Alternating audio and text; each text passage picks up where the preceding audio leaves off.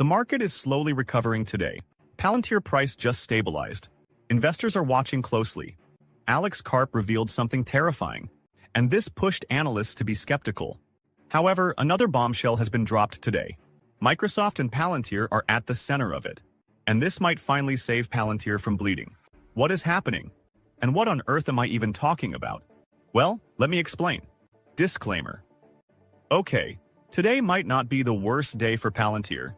The stock has shown a bit of resilience, bouncing back slightly and holding steady around the $90 mark. It's not a massive surge or anything, and yeah, we're still in the red, but there are little signs of recovery peeking through. And let's be real, for us in the community, any sign of life is a win. It's like catching a glimpse of sunlight after a gloomy day. The mood in the market is shifting ever so slightly. It's not full-blown excitement just yet, but there's a growing sense that maybe, just maybe, things are starting to turn around. Analysts are watching closely, trying to figure out if this is the beginning of a real rebound or just a temporary pause before another dip. Either way, all eyes are on Palantir, waiting to see if this momentum can actually build into something bigger. So, is this the start of something good? Or just another tease before more turbulence? That's the big question, and we'll be keeping a close watch. Now, one analyst broke it all down and explained what's really happening with Palantir's price. And the big question on everyone's mind, is it time to buy the dip? Palantir took a serious hit, dropping from around 125 to the mid-80s in just 5 trading days. That's a huge swing, especially after the big post-earnings rally. Right now, we're back to where we were before earnings, hovering near that familiar 83 range. According to the analyst, as long as Palantir stays between 80 and 83, it might not be a bad spot to start easing in for the long haul. But if it slips below 79, then we could be looking at another drop, possibly towards 66, an area that might be worth considering for long-term buyers. The past few trading sessions have been wild, and market sentiment has definitely shifted. So, what do you think? Have we finally hit the bottom? Or is there more downside ahead? Let us know in the comments below. And when you step back and look at the bigger picture, the drop is even more dramatic than it seemed. One analyst pointed out that Palantir has now tumbled around 30% in just 5 trading days. That's a massive slide, way more than just a rough week. To put it into perspective, the total market value has taken a hit of nearly $90 billion. That's an enormous amount wiped out in such a short time. It really shows just how intense this sell-off has been. So, with numbers this big, the question is, was this an overreaction, or is there still more room to fall? But here's the thing. This kind of drop might have been inevitable. Sometimes a stock has to take a breather after a massive run-up. And in a way, these pullbacks can actually set the stage for a stronger comeback. One analyst put it simply, no pain, no gain. It's part of the market cycle. Stocks don't just move up in a straight line forever. Corrections happen, and they can create opportunities for those who know how to play the long game. And when it comes to handling all this volatility, his approach is refreshingly simple. He's holding on to his Palantir shares, still keeping it as his biggest position. No panic selling, no second-guessing every dip. Instead of getting caught up in the day-to-day price swings, he's focused on the bigger picture. But that doesn't mean he's just sitting back doing nothing. He's also keeping an eye on other stocks that haven't had their big run yet. Stocks that could be the next breakout plays.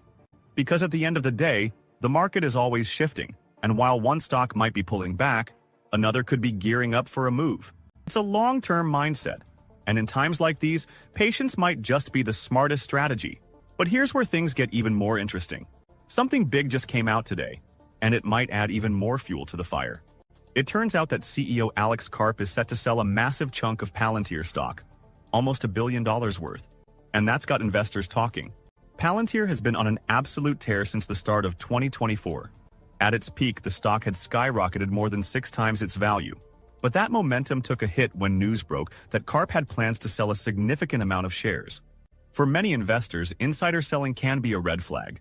After all, nobody knows the company better than the people running it. So if they're offloading shares, it can make others nervous. But there's always more to the story. Legendary investor Peter Lynch once said, "Insiders might sell their shares for any number of reasons, but they buy them for only one. They think the price will rise." That's something to keep in mind here. Just because Karp is selling doesn't automatically mean he's bearish on Palantir. He could be using the money for something completely unrelated. And it's important to note, this isn't even close to his full stake. Based on the last available numbers, he owns nearly 100 billion shares across different classes. The shares he's selling amount to about 10% of his holdings. That's a big number, but it's nowhere near a full exit. If he were dumping everything, that would be a different story. But he's not. So now the real question is, should regular investors be thinking about selling too? Or is this just a normal part of the game? But here's the crazy part. On the same day that news broke about Alex Karp selling shares, another massive announcement dropped. Palantir is teaming up with Microsoft in a partnership that could have huge implications for the Department of Defense. One tweet summed it up perfectly. Data isn't just numbers. It's the backbone of decision-making, strategy, and keeping everything running smoothly. Palantir and Microsoft are stepping up to meet that challenge. Their partnership is all about strengthening modern military operations, making sure data flows smoothly and systems work together without a hitch. The goal? To provide the best possible support for the military, ensuring those on the ground have the tools they need to operate efficiently and effectively. This isn't just another corporate deal. This is about shaping the future of defense technology. And with two giants like Palantir and Microsoft joining forces, it's clear that something big is in the works. This is huge for Palantir. A partnership with Microsoft, especially one tied to the Department of Defense, is more than just another deal. It's a major validation of Palantir's role in national security. These kinds of contracts don't just bring in revenue, they open doors to long-term opportunities and deeper government ties. More importantly, this could be exactly what Palantir needs to stop the stock's decline.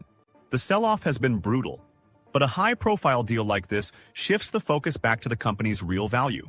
It proves that while the stock may be struggling, Palantir itself is still winning where it matters. If investors take notice, this could be the moment that puts Palantir back on track. And here's the kicker. Palantir's impact on defense might not just stay in the US. It could be making its way to Europe soon, thanks to a major revelation from the US Secretary of Defense today. He just got off the phone with John Healey, the UK Secretary of State for Defense, who confirmed that the UK is set to increase its defense spending to 2.5% of its GDP. And that's just the beginning. There are plans to push it even higher over time. This is massive for Palantir, not just for today, but for its future. The defense sector is one of the most stable and well-funded industries in the world. And if Palantir cements itself as a key player in both US and European military operations, the growth potential is staggering. With the UK increasing its defense budget and other European nations likely to follow, Palantir has a golden opportunity to expand beyond its already strong US government ties. These aren't just one-off deals. They're long-term partnerships that could lead to billions in contracts over the years. And once Palantir embeds itself into a nation's defense infrastructure, replacing it becomes nearly impossible. That's how you build dominance. If investors start to connect the dots, this could be the spark that sends Palantir's stock soaring again. A company with deep government backing, cutting-edge AI, and a growing global footprint? That's exactly the kind of formula that could push Palantir toward that dream valuation of $1 trillion company. When you step back and look at the big picture, today's price action starts to feel pretty insignificant. In the long run, Palantir is setting itself up for something much bigger. With massive deals, government partnerships, and global expansion on the horizon, the future is looking bright. And for investors feeling a little shaky right now, one analyst had some reassuring words. If the market turns around, Palantir could be back over 100 in no time. We've seen this play out before. After past sell-offs, Palantir was one of the first stocks to bounce back, fueled by retail investors and momentum traders who love a strong recovery. So while things might look rough in the short term, this could just be another setup for Palantir to come roaring back stronger than ever. But what is your opinion on this? Comment down below. If you are curious to find more, then make sure to click on one of the videos you see on the screen. And with that, we come to the end of this video. If you enjoyed the video, then turn on the notifications bell on this channel. Missing an important Palantir update might make you lose money, so don't risk it. $445 per share. Can Palantir really do it? It seems like the doubters are wrong, and they're now pumping more exciting tech. Alex Karp has proven once again that they're at the top of their game, and that their market cap is probably going to balloon soon. Is there truth to this? How will they even do this? Well, let me explain. Disclaimer. Palantir just wins again and again. News has just been released that they've been added to another elite list of companies that's excellent for investing. What's this list about? Well, the Bank of America has included a few companies in their US 1 list. The US 1 list is designed to showcase Bank of America's top investment ideas. For Palantir, this is such a strong signal of confidence. Being on this list means that Bank of America sees Palantir as one of the best opportunities for growth and returns. And here's what's even more amazing. This can attract more attention from investors, potentially boosting its stock value and reputation in the market. When a major financial institution like Bank of America backs a company, it often leads others to take a closer look, which could help Palantir gain even more support from both retail and institutional investors. So what's the reason of Bank of America in adding Palantir to this list? Apparently, Palantir is now on the cusp of a major breakthrough, and this could lead them to becoming a trillion-dollar company.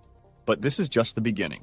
Now, granted that today, Palantir is still at the start of growing to their full potential, but they're already valued at $81 billion, with a price per share of around $36.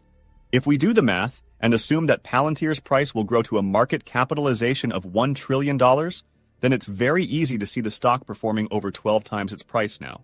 If calculated, that would end up around $445 per share.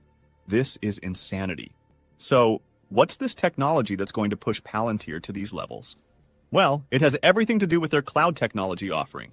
Palantir is quietly revolutionizing the cloud industry, and many people still haven't noticed. The company is positioning itself to dominate the cloud computing market by changing how businesses think about computing power. They're basically creating a new way to simplify everything related to this tech. So what's new that they're doing? Instead of sticking to the traditional model, Palantir is shifting the focus from raw compute to what's known as valuable compute. Let's break this down. In the past, companies would buy raw computing power and then spend significant amounts of time and money to make it work for their specific needs. This approach takes a lot of effort and money because it requires businesses to essentially build a solution from scratch every time they face a new problem. It's a slow process, and it's not the most efficient way to handle technology in a fast-moving market. Palantir's approach is different. Instead of giving companies just raw computing power, they provide solutions that are ready to use. These solutions already have the software and systems needed for various use cases, so businesses can quickly get to work without spending extra resources on customization. By offering valuable compute, Palantir is solving problems before they even appear, allowing companies to be more efficient and cost-effective in their operations. This is like buying gasoline for your car.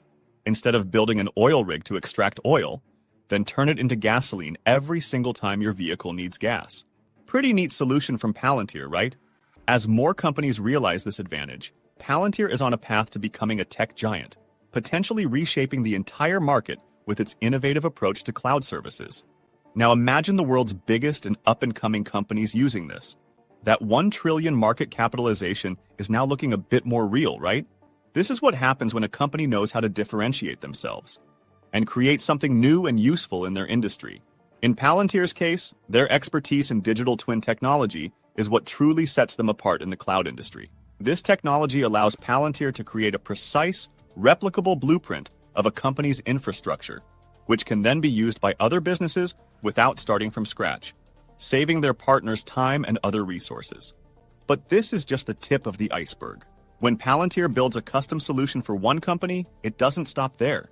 The next company in line can use that same infrastructure, already tailored for similar needs, without having to invest in raw computing power and the massive effort of customization. This ability to replicate and scale solutions is a major shift in the way cloud services are provided. It means companies can skip the expensive and time-consuming process of building their own infrastructure from the ground up, but instead, use proven, efficient systems that are already designed to solve specific challenges. Who wouldn't want to use proven methods, right? This approach is game-changing. One of the first major examples of this new model is Warp Speed, which Palantir CEO Alex Karp describes as the modern American manufacturing operating system. Warp Speed is a perfect example of valuable compute in action, showing how Palantir's approach can revolutionize industries. With Palantir pushing digital twin technology forward, they are providing businesses with an unmatched competitive edge. Companies can now move faster, reduce costs, and gain immediate access to powerful, tailored infrastructure. This kind of advantage could soon make Palantir an essential player in the cloud space, with digital twin technology driving their growth. Now, this is such a powerful addition to Palantir's offerings. But how will this impact the future of its partner companies? Well, for one, in the coming decade, we can expect more businesses to move away from raw compute and shift toward valuable compute, with Palantir leading the way. There might be some who will try to copy Palantir's offerings, but they probably won't be able to catch up. As companies look for more efficient and cost-effective solutions, Palantir's approach will become increasingly attractive. Palantir has deep expertise across a wide range of industries. This expertise gives Palantir a unique edge. They can disrupt the traditional cloud market, where companies are still largely focused on offering raw computing power bundled with services. What makes Palantir's approach so powerful is that it doesn't stop at delivering solutions. As more companies adopt Palantir's technology, the company gathers real-world data and insights, constantly refining and improving its offerings. This feedback loop allows Palantir to continuously make its solutions better and more efficient, giving businesses more value for their investment. Maybe in the future, this amazing tech now will become obsolete because of something that Palantir will release. Something better, more cost-efficient, and faster. Over time, this will make Palantir's valuable compute solutions even more competitive compared to the traditional cloud providers. When this shift toward valuable compute takes hold, the demand for providers like Palantir will grow rapidly. Businesses will no longer want to spend time and resources building custom systems from raw compute. Instead, they'll look for ready-made, tailored solutions that can be quickly adapted to their needs, and Palantir is set to be at the center of this transition. In fact, Palantir is already starting this now, not in the world of cloud computing, but rather in something else entirely different. I'm talking about drones. Apparently, Palantir's drones will have the ability to find its location using its sensors alone. This is without the help of any comms. People never thought this was possible, but Palantir made it happen. How so? Well, their CTO, Shyam Sankar, partly revealed on X how they could be using pre-uploaded map into their drones, which would be an issue for small drones, but for Palantir, they're able to do this. This is because getting maps onto drones is one of Palantir's strengths. By using MetaConstellation and Foundry together, Palantir delivers updated imagery from various providers. These images are processed into tile sets that are perfectly tailored for drones operating at the edge. This is possible thanks to the Jetson Orin family, which is already widely used on small drones today. These drones, known as SUAS platforms, benefit from Palantir's technology without being limited by compute or power constraints. It's a difficult challenge, especially with drones flying as low as 200 feet. But Palantir has managed to reduce the size of their relevant algorithms. What was once possible only for larger drones is now effective for smaller drones. Palantir has shown this capability in live demos outside of APCon. This just shows they can walk the talk. They are making this technology available to drone companies. It can be integrated as part of their offerings. This is just a first look into the inner workings of their latest and greatest tech in the drone sphere. So what do you think about this? Let us hear your thoughts in the comments. If you are curious to find more, then make sure to click on one of the videos you see on the screen. And with that, we come to the end of this video. If you enjoyed the video, please like this video, and don't forget to leave a comment in the comment section. This really helps me with the YouTube algorithm. Also, please share this video with as many people as possible. Let's get this news out there.